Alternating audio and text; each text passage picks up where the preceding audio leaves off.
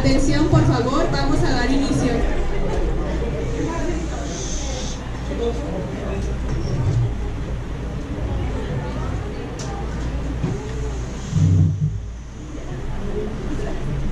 Antes de iniciar con este evento, solicitamos su atención para informarles sobre la ubicación de las salidas de emergencia, las cuales se encuentran localizadas en la parte trasera central, así como a su costado izquierdo del salón de usos múltiples.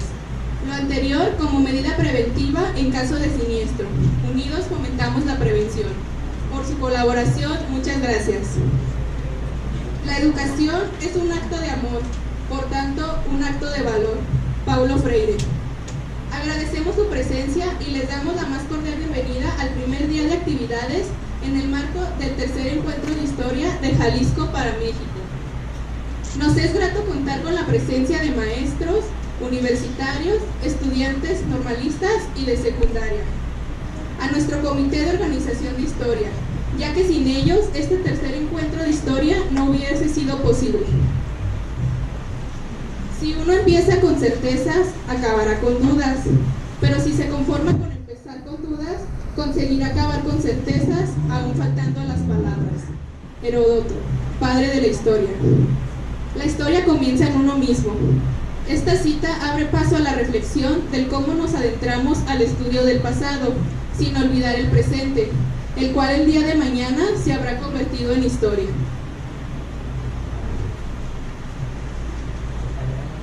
Para dar inicio a la conferencia magistral, la enseñanza de la historia desde un enfoque local, es un honor para mí presentarles a nuestra invitada. Licenciada en Educación Secundaria con especialidad en Historia por la Escuela Normal Superior de Jalisco. Maestra en Ciencia de la Educación con opción terminal en Pedagogía por el Instituto Superior de Investigación y Docencia para el Magisterio y doctora en Psicología por la Universidad de Guadalajara.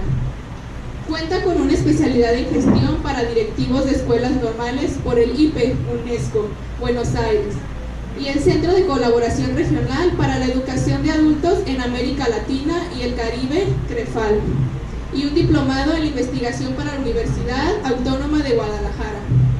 En lo profesional, docente de Educación Secundaria, desempeño de labores administrativas en la Escuela Normal Superior de Jalisco, encargada de la Dirección de Gestión de la Dirección General de Educación Normal y después responsable de programas estratégicos en la misma dirección.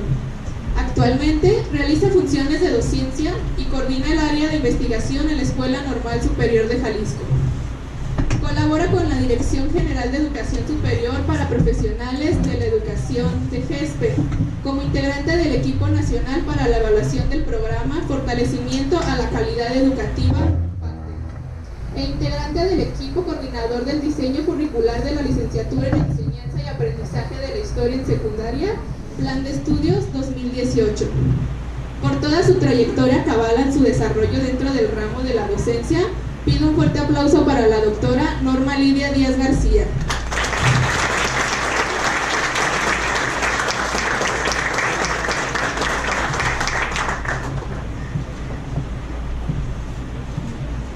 ¿Qué tal? ¿Cómo están? ¿Bien? Ya un poquito despabilados. El calor hace que nos cansemos, entonces vamos a tratar de que esto sea dinámico para ustedes y que finalmente cumpla con nuestro cometido. Primeramente quiero felicitarlos, me siento muy orgullosa de estar por tercera ocasión, prácticamente participo desde que nació esta idea en un salón de clases y me siento orgullosa sobre todo por la capacidad de gestión que están desarrollando los estudiantes y futuros docentes, porque esto va a fortalecer finalmente sus competencias cuando se incorporen a un centro de trabajo o desarrollen alguna otra actividad académica en el campo de la educación, ya sea administrativa, para alguna empresa que diseñe libros o como historiadores, uno no sabe, ¿no? Entonces, pues bienvenidos a todos y en especial a los organizadores del evento y desde luego un reconocimiento a nuestras autoridades directivas que aplauden y apuestan porque este tipo de actividades finalmente fortalecen y nos apoyan a que ustedes logren las competencias. El día de hoy, bueno, pues a petición de Isaac y sus compañeros, me decían que hablara algo sobre historia del Jalisco para México. Pues bueno, les decía que era importante plantear el tema sobre la enseñanza de la historia desde un enfoque local. ¿Por qué? Pues ahorita lo vamos a revisar.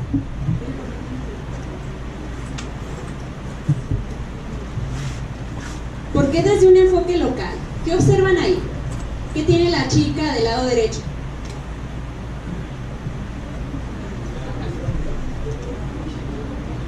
Bueno, sería frente a ustedes, sería el izquierdo. Ajá.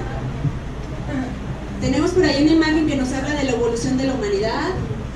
Un edificio ahí en ruinas, ¿qué es? Coliseo romano. Por abajo vemos una locomotora. ¿A qué lo remite? Revolución industrial. Y luego por ahí vemos una pintura de la Edad Media. O sea, la Edad Media, Europa. Abajo tenemos otras imágenes que hablan sobre algunos conflictos bélicos en el mundo, como la Revolución Francesa y luego la Guerra Mundial, y en la parte de abajo, Guerra Fría. Es correcto. ¿Y qué tiene que ver eso con nosotros? ¿En qué momento o en qué aspecto de nuestra vida Jalisco se relacionó con todos esos temas? A ver, ¿qué pasaba en Jalisco en la evolución de la humanidad? ¿Qué pasaba en Jalisco mientras Roma era un gran imperio? ¿Qué pasaba en Jalisco mientras se dio la Revolución Industrial, la Edad Media, el Renacimiento? ¿Qué pasó aquí? Y en la Segunda Guerra Mundial, Revolución Francesa, ¿qué pasó en Jalisco? Bueno, tenemos algunas cosas que Jalisco le aporta a la humanidad y entre ellas tenemos algunas culturas. Una de las culturas madre de Mesoamérica, ¿cuál es? ¿Que no eran los mayas? No, no son los mayas, es de Jalisco. A ver. La gran tradición chupícuaro, ¿no? Que es una cultura de las más importantes de Mesoamérica, de la cual se desprendió Opeño, Capacha, y todas estas son las culturas prehispánicas del occidente de México. Tenemos también otras muestras aquí de aportes a la humanidad. Tenemos aspectos arquitectónicos, ¿verdad? Edificios importantes, ¿de qué época? ¿No? ¿Nada? Bueno, por aquí tenemos a alguien ahí moviendo un edificio. ¿Quién será? Matute Remus. Y ese nombre le pusieron al puente atirantado, ¿no? ¿Por qué? Porque fue un hombre ilustre de Jalisco. Al ser ingeniero, trajo el agua desde Chapala a la zona metropolitana. Claro. Igual movió el edificio del Telmex. Sin dejar de trabajar. Ajá, sin dejar de trabajar. ¿Es correcto? ¿Y con qué época de la historia internacional se relaciona? ¿Qué pasaba en el mundo mientras Matute Remus recorre casi 3 metros un edificio con personas trabajando al interior? ¿Y la rotonda? ¿Es un monumento? ¿Qué es? Es un panteón. Bueno. Y luego por ahí, ya sé que sí van a saber. ¿Qué es esto? ¿Sí? El tequila, el mariachi. Es importante, ¿no? Bueno, ¿y el mariachi es una fusión de qué? ¿De dónde surgió? Y luego la Minerva. ¿Qué significa? ¿Quién la puso ahí? Bien. ¿Saben por qué pasó esto? Porque así aprendimos historia. ¿Sí? Vimos historia internacional, luego historia de México, y luego historia de Jalisco, y así como, desarticuladas. Como si hubieran pasado en diferentes momentos y a veces ni siquiera alcanzamos a vincular cómo se relaciona una cosa con otra. ¿Sí o no? Y no me pueden decir que no, porque les acabo de preguntar y ni saben, ¿no? Y bueno, el asunto es que pues la enseñanza de la historia debería de ser lo equivalente a la imagen de la parte de abajo del lado derecho. Una integralidad, una comprensión del todo, tender y relacionar no solo los aspectos históricos, sino cómo las ciencias, las matemáticas, la lengua, el desarrollo tecnológico, todo eso se vincula con la enseñanza de la historia. ¿Sí? Las corrientes literarias, todo eso tiene que ver con el desarrollo de la historia. pero no lo aprendimos así.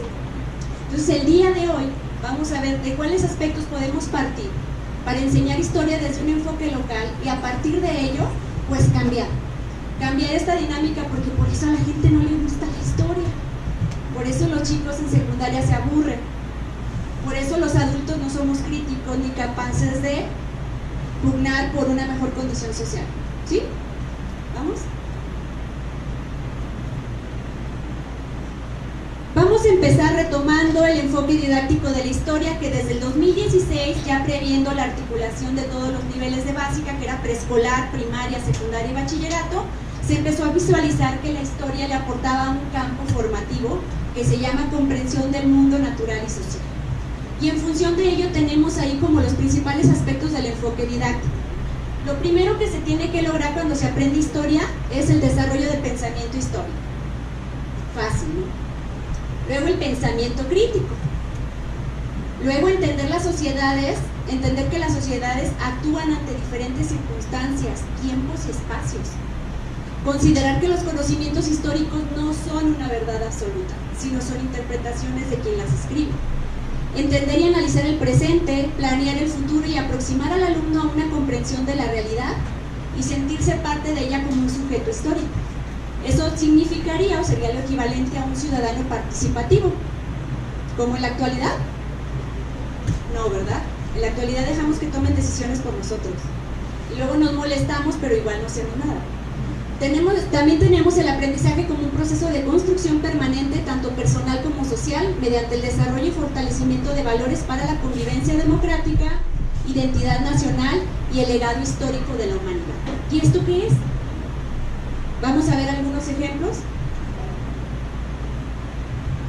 Vamos a empezar aquí, antes de ver los ejemplos de los aspectos que les dije, cómo está dosificada más o menos la enseñanza de la historia, cómo está considerada para educación básica.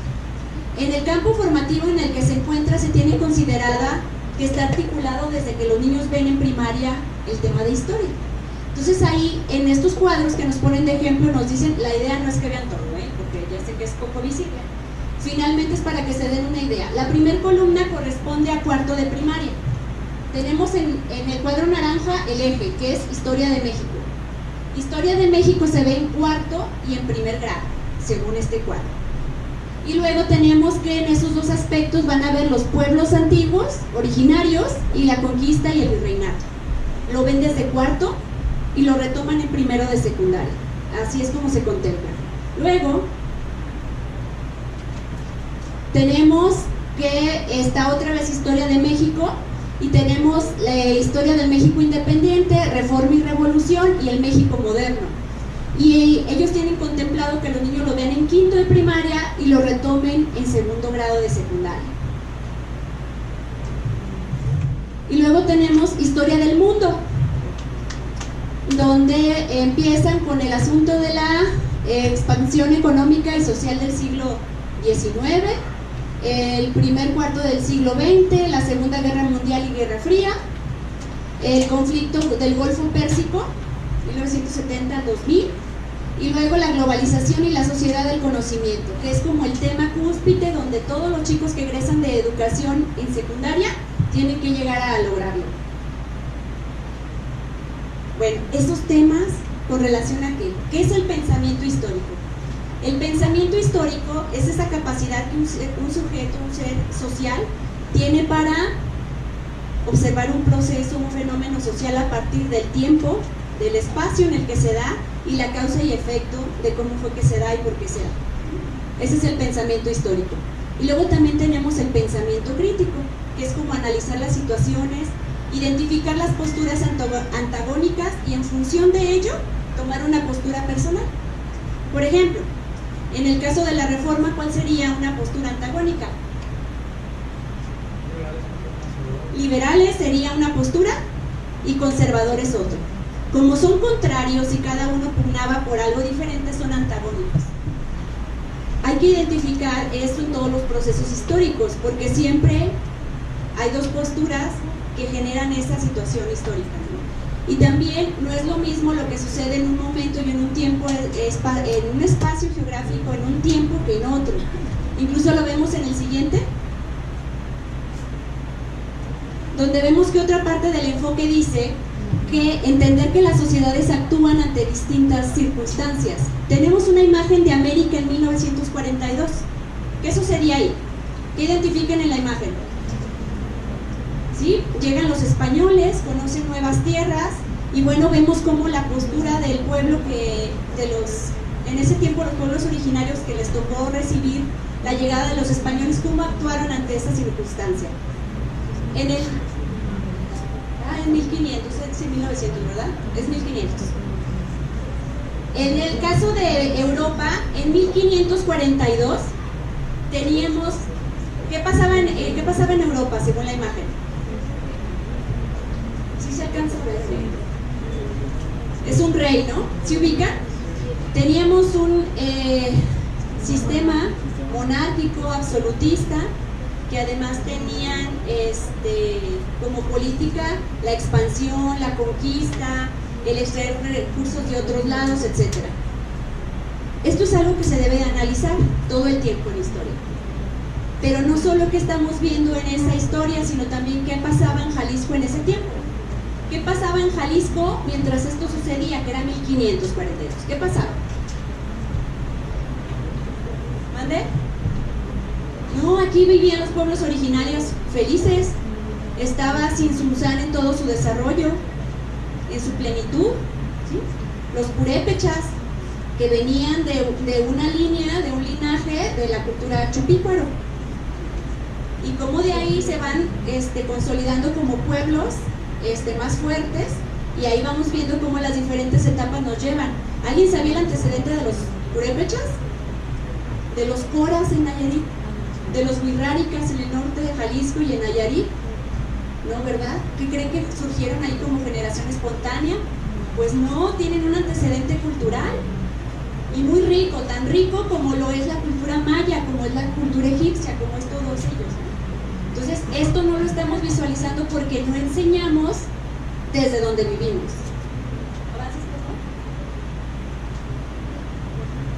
Otro aspecto a considerar en el enfoque es que los conocimientos históricos no son una verdad absoluta. Y bueno, retomamos ahí la imagen del origen de la humanidad. Esto es solo un ejemplo porque en las versiones de la historia hay bastantes, ¿no? Solo esto es un ejemplo sencillo. En el origen de la humanidad tenemos, hasta cuando yo estaba chica, decían que el origen era que nosotros veníamos de un homínido como un simio, que evolucionó y se convirtió en el Homo sapiens que hoy conocemos. Pero luego se encuentran vestigios de otro homínido, que es Lucy, que es una Australopithecus afarensis, que databa del 3500 a 2500 antes de Cristo, y entonces el análisis de ese vestigio óseo identifican que era un homínido que vivía en árboles, que cayó, incluso tenía evidencia de fractura en piernas y cadera, y que después caminó erguido, ¿no? Entonces la interpretación histórica cambia porque entonces dicen, éramos como monos que cayeron del árbol y evolucionamos a caminar para adaptarnos. Pero luego se encuentra otro vestigio que es Ardilopithecus, que era más antigua que Lucy y que además ya caminaba erguida, que no tenía el canino desarrollado y que además tenía en la estructura de su mano un dedo pulgar que daba cuenta de que manejaba objetos, mucho más antigua que Lucy. ¿Qué pasa con la historia entonces de la humanidad? Se cayó la teoría de que nos caímos del árbol. ¿Qué pasa con el conocimiento histórico? Tal como nos lo presentó el ponente que acaba de terminar su participación, la historia es una interpretación personal de quien interpreta las fuentes que encuentra. Y si estamos en un tiempo donde los avances tecnológicos son más sofisticados, más agudos, más precisos, es muy posible que en un futuro no muy lejano, de hecho ya sucedió, ya encontraron un vestigio más antiguo que Arte, y ya hay una reinterpretación del origen de la humanidad. ¿Qué pasa cuando vemos historia? No hay que verla como el enfoque único, porque ¿qué nos pasa? Hace rato que el compañero presentaba que Hidalgo venía por la cabeza de pobre de Cabañas, y que entonces así de está hablando mal de Hidalgo, ¿no? Me dio la idea de que ustedes así como que no puede ser el padre de la patria. ¿Qué pasa? ¿Qué pasa cuando aprendimos la historia idolatrando héroes? Idolatrando héroes que tuvieron una postura política, económica y social en su momento. Y que no olvidemos que era criollo y que su intención no era liberar al pueblo, sino ahora ser de los jefes del pueblo, ¿no? Entonces, cuando se analizan este tipo de posturas, empezamos a desarrollar el pensamiento histórico y el pensamiento crítico. Porque no se trata de que los niños ahora cada 16 de septiembre o en todos sus libros de texto se la pasen idolatrando héroes. Y entonces vemos cómo a veces, cuando luego hay una evidencia de que ese héroe nacional pues no era tan bueno como nos dijeron, o considerar que Juárez de alguna manera se portó como un tirano, nada más que pues se fue antes de demostrarlo. Y entonces nos vamos dando cuenta de que se me rompe el corazón, porque yo creo que si yo hubiera vivido en el tiempo de Juárez, hubiera sido de su club de fans. Pero luego te das cuenta cuando ves otra interpretación de, bueno, ¿por qué mató a Maximiliano? Maximiliano era buena onda, dicen algunos historiadores. Y entonces, ¿qué pasa con los compañeros o los ciudadanos? Se empiezan a topar con diferentes versiones y entonces dicen, no sirve. No importa. Desde que enseñamos la historia, no la enseñamos idolatrando ídolos ni nada por el estilo.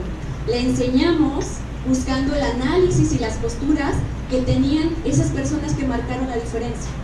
Y en función de ello, todos debemos de pensar y empezar a desarrollar pensamiento crítico cuando enseñamos la historia. Incluso cuando la aprendemos y sus maestros de historia llegan y les digan que que Porfirio Díaz fue lo más malvado del mundo, tirano, maldito, de 30 años y demás. Analicen lo que sucedió en el tiempo o en la gestión pública de Porfirio Díaz, ¿no? ¿Qué pasaba en el país? ¿Qué pasó en Jalisco? Y entonces nos vamos a dar cuenta de que las posturas que a veces los maestros de historia nada más recitamos, también es una postura personal. Pues no se enseña la historia recitándola, la historia se enseña a partir de las fuentes, del análisis de las fuentes. Y tenemos la obligación de mostrarle a nuestros estudiantes evidencias y evidencias. No solo mostrarlas y llevarlas, sino enseñarlos a identificarlas en sus contextos. También tenemos aquí otro ejemplo de lo que socialmente nos ha pasado por ese tipo de enseñanzas de la historia. Les voy a dar aquí un ejemplo de sincretismo. El sincretismo se produce a partir de la fusión cultural entre lo que los pueblos originarios que había en México tenían como deidad. Y luego llegan los españoles y medio quisieron hacer sincretismo con una virgen morena, pero aún así para ellos no era suficiente. Y entonces dan cuenta de que empiezan a hacer una fusión, y lo encontramos en muchos templos, porque los templos no fueron construidos por los españoles, fueron construidos por los indígenas. Entonces en esos templos que les pedían que representaran a las deidades de las que ellos eran tan ajenos, les empezaron a dar esos rasgos con los que vincularon esa nueva religión con lo que ellos creían, y esto se le llama sincretismo. Y entonces la tercera imagen, al lado de la Guadalupe, encontramos ahí una estatua muy polémica en nuestro estado. ¿Recuerdan o no? Sí. Bueno, pues esta escultura se llama sincretismo. Y entonces, aberración. Y entonces se organiza una marcha donde dicen que era un atentado contra la fe. Yo, todos esos miles de manifestantes, dije, me gustaría saber quiénes fueron sus maestros de historia, porque no están entendiendo lo que es el sincretismo, y que finalmente el sincretismo fue lo que nos ayudó a transitar de manera menos dolorosa de una gestión a otra a nivel religioso, filosófico y de deidades, ¿no? Y bueno, tenemos este tipo de reacciones sociales. ¿Por qué? Porque no tenemos un pensamiento histórico y un pensamiento crítico. Cuando hay tantos problemas sociales, ¿por qué no se manifiestan por las niñas embarazadas en secundaria? Por los escándalos, ¿no?, de pedofilia en la iglesia, no sé. Pero no, nos escandalizamos por una escultura que representa nada más una fusión de dos culturas y lo que terminó siendo nuestro país. Abajo tenemos, que se llama anacronismo. Y entonces damos cuenta que en muchos lugares es así como si nos jugaran el dedo en la boca, de ándele, créasela. Cada rato vemos cosas como esas, ¿no? Vean ahí la imagen pues como de unas personas de la Edad Media con una hamaca en las manos. Qué absurdo, ¿no? Ahora ya sabemos que son actores, pero cosas así vemos a diario en la cotidianidad, en la interpretación política que nos dan de las cosas. Si no tenemos un pensamiento crítico, no somos capaces de identificar cuando se dan este tipo de situaciones. También tenemos aquí que el aprendizaje es un proceso de construcción permanente, tanto social, mediante el desarrollo y fortalecimiento de los valores para la convivencia democrática, la identidad nacional y el legado histórico de la humanidad. Me encanta lo que el ponente anterior les presentó, porque yo creo que la mayoría no sabía lo que nos presenta, ¿no? Y que además es gratis la información, ya sabemos dónde descargarla. ¿Qué es? Es una fuente. Es una fuente. Ellos, para poder escribir historia, lo hacen a partir de las fuentes, de la investigación que ellos realizan, de lo que encuentran en archivos, registros, vestigios, etcétera, y construyen una interpretación. Pero ¿qué pasa en nuestro estado? ¿Qué le aporta Jalisco al mundo? ¿Qué hay desde nuestro enfoque local? Si vemos desde los orígenes de la humanidad, podemos encontrar que en nuestro estado se encontró uno de los vestigios de mamuts más bien conservados y más cuidados que hay, que es el mamut de Catarina, ¿no? Y luego tenemos otros restos fósiles que se han encontrado en nuestro estado. De Jalisco para el mundo tenemos las tumbas de Tiro, que son de esta cultura desconocida para la mayoría y que es muy del occidente. Y también tenemos cómo de ahí se desprende la cultura chupícuaro, capacha y opeño. ¿Sí? ¿Han ido a Colima? Sí, han visto que tienen una escultura de un perrito que besa como otro perrito. No, en Manzanillo también hay. Pues estos son réplicas de los vestigios de los pueblos originarios que se dieron y se desarrollaron en ese sitio. Y vemos cómo eso también lo encontramos. ¿Alguien había consultado algún tema de estos cuando ven los pueblos originarios? ¿O nada más les dijeron que los mayas y los aztecas fueron la maravilla, verdad? Sí lo fueron, pero en el occidente tuvimos nuestras propias maravillas. Y no vemos la historia desde donde estamos parados. La estamos viendo como si nos teletransportaran, pero cuando no tiene relación con lo que yo vivo y lo que yo siento, no me importa. Y entonces lo olvido. Y entonces me parece aburrido. Si yo supiera que cada que voy a Colima y veo sus perritos, son un ejemplo de la cultura que habitó esa zona, que también en Jalisco. ¿Sabían que tenemos pinturas rupestres en Jalisco? Bueno, las más sofisticadas por lo que representan, por lo que tienen, son los petroglifos que están en el norte de Jalisco, entre Mezquitic y Huejuquillo. También tenemos pinturas rupestres, también en esos cerros áridos donde no hay nadie, pues ahí se desarrolló un pueblo y hay vestigios importantes, y no saben. ¿Sabían que entre las tumbas de Tiros tenemos enfrente una zona arqueológica enfrente